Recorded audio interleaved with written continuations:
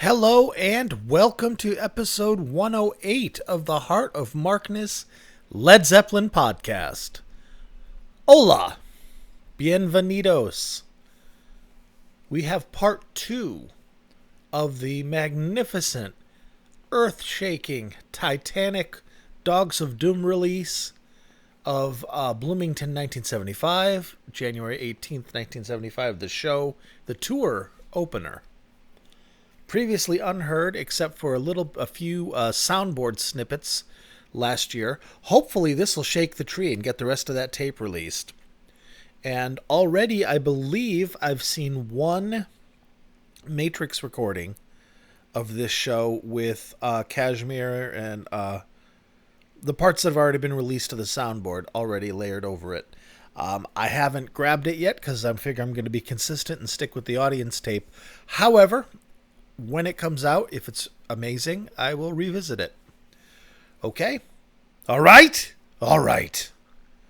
What a week. What a fucking week, ladies and gentlemen. Whew. I hope I don't have a week like this anytime soon. It happens. It happens. There's good times and bad times. In fact, I think there's a song about that by Zeppelin regarding both good times and bad times. I think it's called The Rover. So let's jump in, shall we? Because you don't want to hear me bitch about my week. Because you had a week too. And you're not bitching to me, are you? Well, if you are, I can't hear you. Because I'm here in my ivory tower. All right, friendos. Last week we heard the good bits. I mean, there's a lot of good bits, but we heard the amazing bits. We heard that awesome levy with that cool slide workout at the end. Man, that was amazing. We heard Wanton Song and Trampled Underfoot, foot. And all of these are being heard by these folks in the audience for the first time. And the songs, the ones off of Graffiti, are the first time people are hearing this is right here at this show. Physical Graffiti isn't out yet. I don't even think it's been. I don't even think songs had been released yet to the radios stations. I don't think they had. So the first time they're hearing Trampled Underfoot is the first time in their life they've ever heard Trampled Underfoot. Crazy, crazy shit. So let's jump in and finish off this monstrously awesome show. Thank you to Dogs of Doom. And there is a link to joining the Discord, Dogs of Doom Discord. It's at the Heart of Markness Facebook group. You can get on there. It's open at the moment. Lots of folks, well, not lots of folks, just a couple, but a few folks just don't get it like I do. I mean, that's the thing. I don't understand Discord because I don't use it. But Discord is a server chat. It's a combination forum chat room. Basically, it's a chat room, actually. It's a chat room where you just go in and talk shit or talk whatever. And you can make your own. You can have a million different ones. They're everywhere now. Everybody has a Discord server. Streamers have Discord servers. Many websites have Discord servers. It's just what's done, apparently. It's just outside of our or my generational comfort zone. I got used to it, but I mean, I still am generally a lurker because I don't have it open to just jump in and out. I mean, I'll lurk and I'll jump in and see what's going on. You know, add a little something here and there, and but it's not where I hang out because it's not my natural way of communicating. Just that super quick communicating with emojis, and the emojis are, you know, little emojis made out of Zeppelin photos. So there's a million Jimmy faces and a million Robert faces and Bonzo and Jonesy, etc. And it's really cool. So if you want, I invite you to check it out because you don't have to participate. You can totally just chill, look at the various rooms. What I call rooms, or what could be different forums, are called servers. And I think if you hang out there, it'll eventually, I mean, it'll make sense. First of all, there aren't really assholes there, and I don't think they're going to tolerate that. You know, if you want to be an asshole on a Led Zeppelin site, you have other choices out there. But it's worth looking into because that's where the rubber meets the road. These guys, they scour the world and they find these tapes and they find these videos and they're always dropping new stuff. Led Zepp film. He's going to college too. He's a college student. And he's doing all these, finding these great releases. And he's still doing his video projects. And Dogs of the Doom are still, slowly, working on all their projects that they have that are follow-ups to Badge Holders Blues. So it's a remarkable place. And there's a lot of resources there. First of all, there's people who can easily and helpfully answer questions with like, hey, did Led Zeppelin, did they ever play Gallows Pole live? And they'll drop in and go Copenhagen and some other place I can't remember at the moment. What's the best version of blank? And things like that. Or you could just jump in and talk about, there's a lot of discussions of people listening to, you know, a version of Dazed and Confused and then listening to the next night and deciding what's better and talking. It's in-depth stuff and it's really cool. And there's some really funny stuff and it's a nice place to visit. And if you don't feel comfortable talking, you don't have to talk. But I do think it's worth it if you're a fan and a collector to jump in there because this is where all the shit's happening. And if you go in there and you see something that you're like, oh yeah, you can pipe up and say, oh yeah, I like that too. Or, oh, I think it was this. And it's always good to expand your horizons, you know? And if you don't know how to use Discord, if you look on my Facebook group, the Heart of Markness Facebook page, on the post about the Discord, my lovely daughter, who's a teenager and understands Discord natively, dropped a couple of links on learning Discord. How's it work? What do you do? What are the mechanics? What's the whole culture? And, you know, at first, when I saw it, I was like, oh, God. But then I realized, no, it's really important because in this, I'm an old man. And I don't want to be an old man yet because I'm 53, which is old in one hand, but it's not 80. So fuck it. Let's learn, shall we? Get out of our comfort zone. And that's the thing I say with BitTorrent and all that stuff that you may be hesitant about. Learn it. It's not difficult. It's just something you haven't done before, and you'll feel good if you can master another tech thing, another mode of communication, and it keeps you plugged into the community. At least that's what I tell myself. But all right, that was long and rambling and disjointed. But that's okay. You know how it is. It is 4 o'clock on a Thursday afternoon. I got out of work a little early, and I wanted to get this knocked out of the park because I just ate a chunk of a delicious piece of fudge that is also infused with cannabis. So, time is of the essence. It won't be bad, but I'm sure I'll get silly before the end of this episode. So let's jump in, shall we? We're going to go with Sick Again, a song that I do not care for, but I have to admit, live, it has grown on me a great deal, and when it's good, it's really good. You don't like it, Mark? But it's, I know. It just never spoke to me. That's all. You know what also hasn't? Misty Mountain Hop. I like the drums. I really like the drums. And the basic, boom, bop, boom, bop, bop, I can play on the drums. So if we're playing 4 bars of Misty Mountain Hop, I can sound like I'm a mediocre drummer until we get into some of the interesting shit. But, I am scattered today. I'm sorry, guys. So let's jump into it, because this has not been premiere content.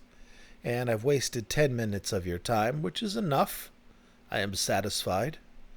Sick Again, January 18th, 1975, the second song of the night after rock and roll. And January 18th, 1975, brand new tape, Bloomington, tour opener, first night of the tour. And let's not forget, Jimmy has a broken finger. His ring finger, tip of his ring finger on his left hand, which is, at least when I play, my most important finger, is broken. So he has to modify his playing style. So he may sound a little bit different here and there, but it's not like, oh, he's so wasted. He might have been. It was 75, but it's also, it's night one with a broken finger, and more power to him, man, for sticking it out. All right, sick again. Here we go. See you in a few. Boom.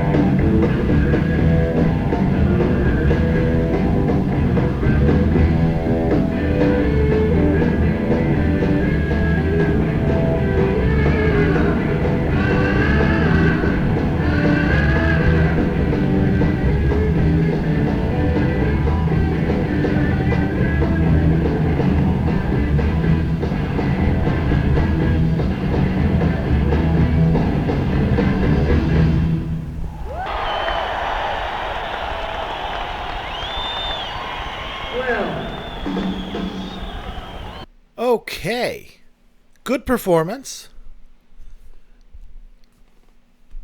Not the best fidelity. Usually the first couple of songs don't sound so great as the taper gets their shit situated and gets positioned, etc. There's a lot there. It was a good performance, and you could hear it. It was good. And what I love about it is because it is from such a low generation or a master. I don't even remember. Let me take a look here. I think maybe it's got to be from the master. Master recording, not the master as in do you heed the master's call? Yeah, it's from the master. Because it's from the master, you can hear the cymbals and the hi-hats in there in the background, and they could be coaxed out with some judicious and light-handed remastering. I am not the person to do that. Most of all, because I don't really have the setup for it. I haven't really done it much before. And I'm an old man who's listened to loud music and played loud music his whole life. And I have lost a decent amount of high end, at least on my right ear. Thank you, Aerosmith. So what I would make would probably sound like a tinny, shrill mess. Which is how some of the younger generation describe the remasters that we boomers, well, we're Gen Xers, but, we older folks love, because what sounds great to us may sound a bit sharp and bright to someone whose ears aren't carefully weathered. Anywho, let's move ahead. Sick Again. What I love about Sick Again is, first of all, the band has to be very, very tight, which I like. But the quick little hi-hat, open hi-hat on the bum bum bum bum bum bum bum, dum dum. I can't even do it. But beautiful hi-hat work, Mr. Bonham. Okay, well, we've got that tucked in. Let's move on ahead to Kashmir, the first American performance of this song. It is good. It hasn't come together as much as it will. I think Jimmy's playing with the Les Paul, which I love, over the Dan Electro. But imagine being, like a 15-year-old kid in the audience, maybe fucked up a little on Boone's Farm and some horrible weed or whatever, pills or whatever. Or not even fucked up, just at a concert, and hearing this for the first time. My goodness! I would have loved it. But alas, no. I did get to see them in the 80s, individually. But, the Firm is no Led Zeppelin. And the Now and Zen Tour is no Led Zeppelin. And I never saw Jonesy. Did I? No, I've never seen Jonesy. I've seen Jimmy with the Firm. I've seen Jimmy solo. I've seen Robert solo twice. And I saw Page and Plant once. And I saw Jimmy Outrider. All right. Who cares? Kashmir, ladies and gentlemen. Ba-da-da, ba-da-da, boom. Ba-da-da, ba-da-da, boom. Kashmir, enjoy. Still the same show, January 18th, 1975, and I'll see you in about 8.5 minutes.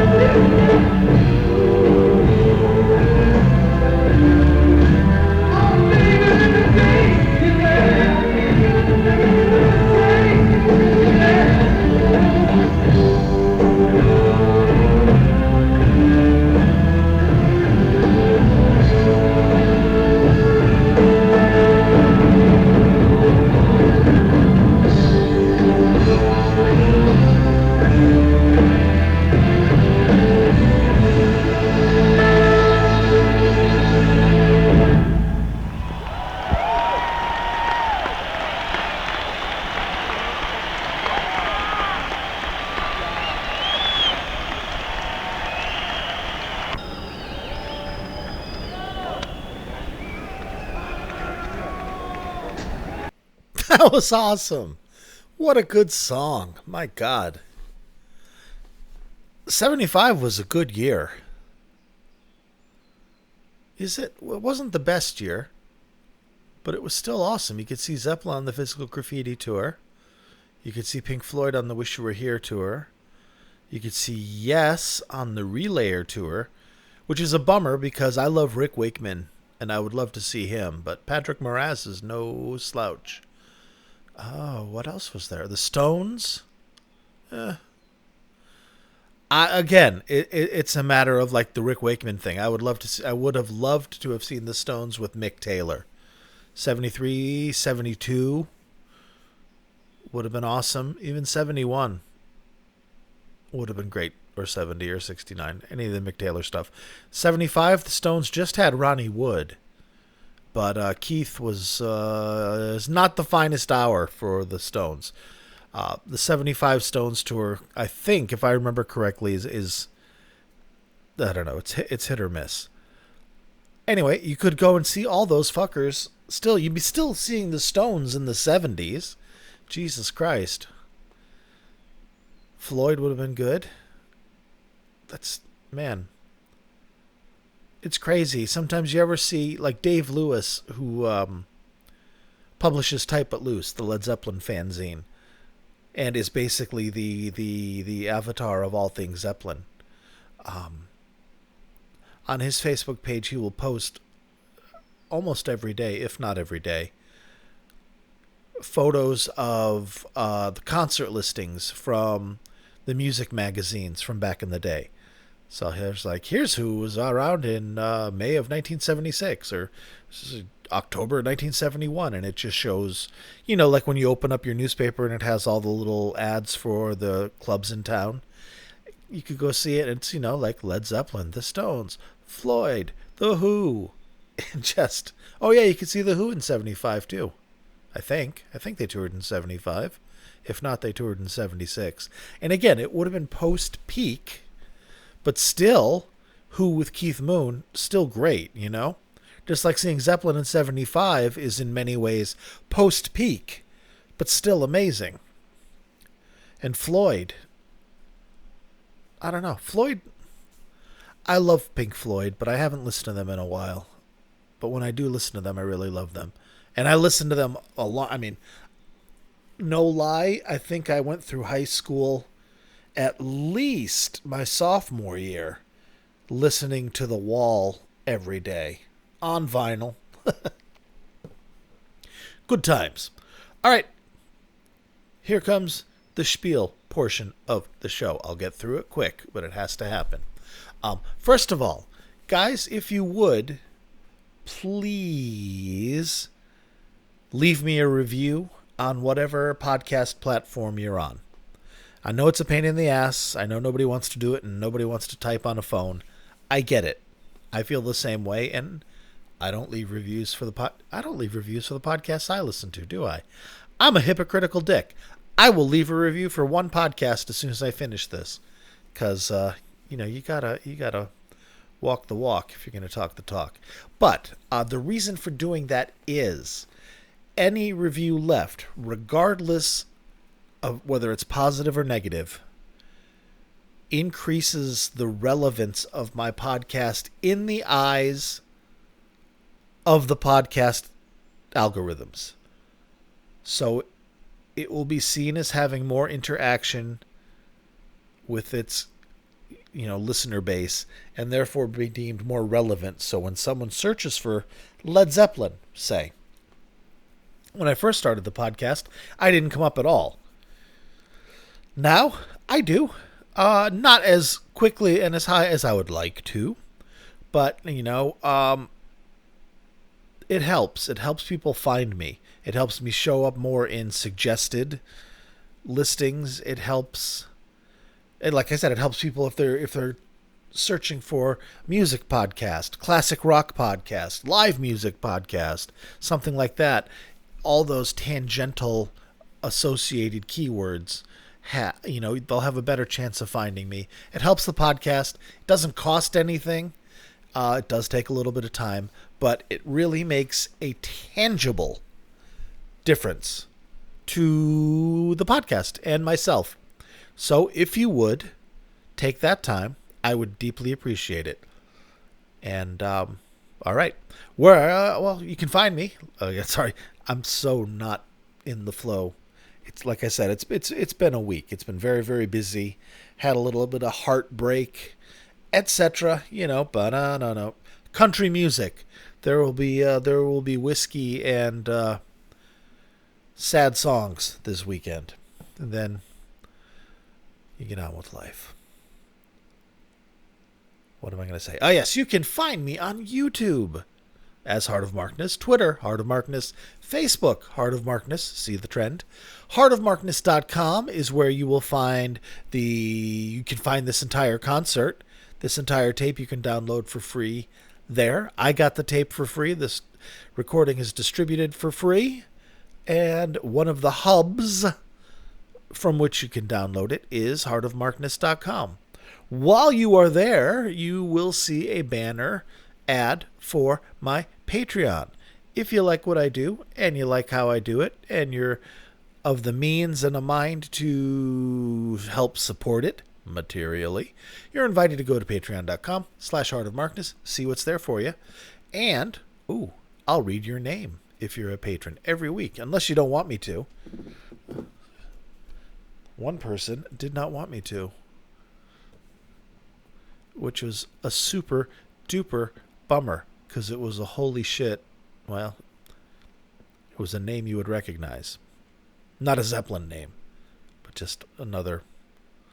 Anyway, a laurel and hearty handshake goes out to these titans upon whose shoulders rests the heart of Markness.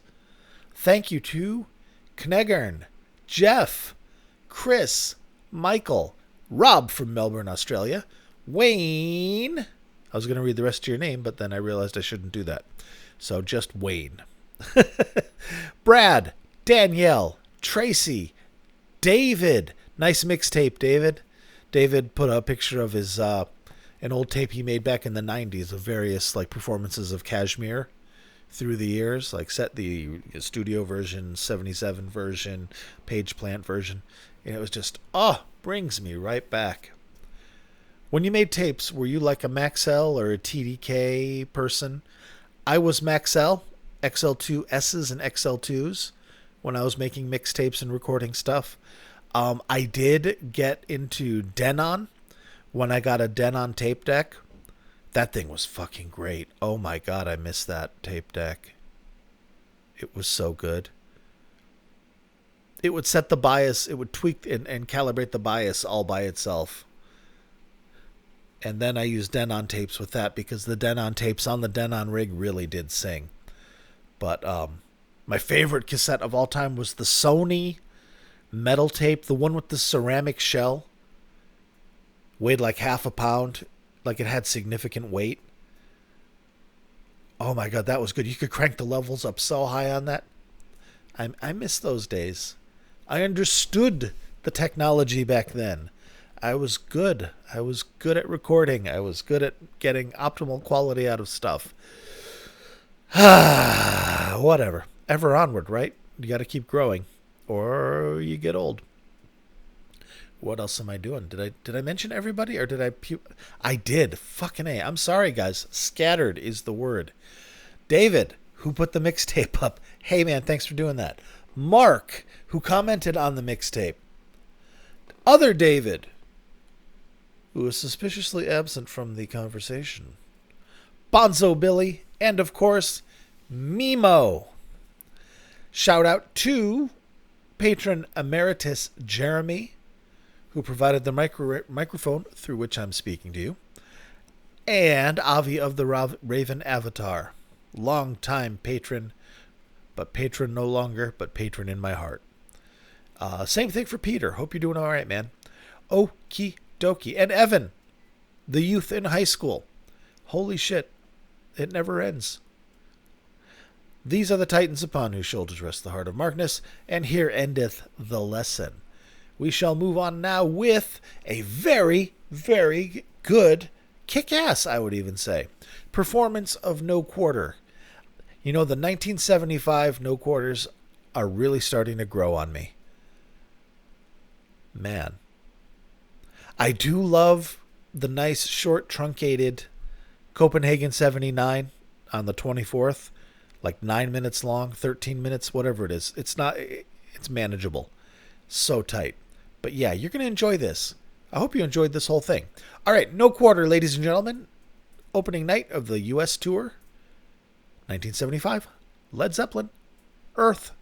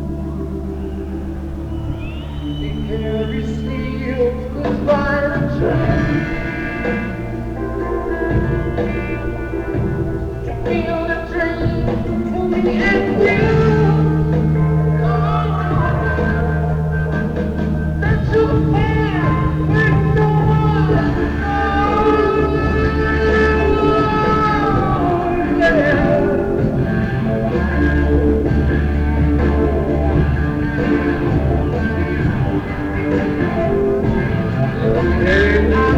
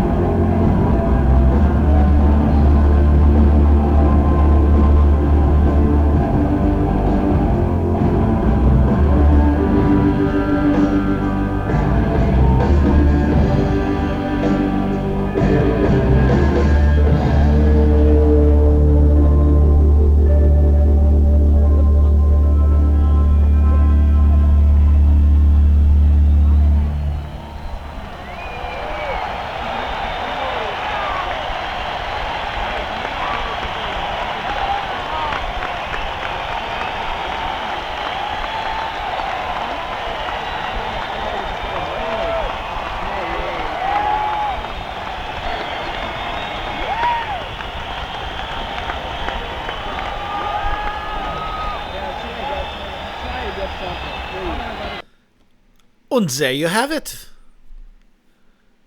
A lovely rendition of No Quarter. Man, I cannot wait to hear the soundboard when it eventually weasels its way out. Holy shit. And then throw the soundboard on top of this to add a little bit of ambiance. My goodness. And this was all done with a handheld monophonic tape recorder. You know, not high fidelity, not a rig like Mike Millard, not a professional taping rig, not even stereo. Just like the one your dad had, the rectangular one with the handle, like something that Mr. Brady on the Brady Bunch would use to dictate his notes into. Craziness. Some fucking kid brought that to a concert almost half a century ago. And here it is. I love that. All right, friendos. I will probably do a podcast this weekend. Yeah. I'll probably do a classic rock podcast this weekend or something. I have weird ones. I've got James Taylor. I've got Joni Mitchell, but the Joni Mitchell has Jaco Pastorius and this incredible backing band. But I know nothing of Joni Mitchell other than her appearance in The Last Waltz. And, you know, life is just a song. I think she sang that song. And Parking Lot. Pay paradise, Put up a parking lot. So not, that's about it.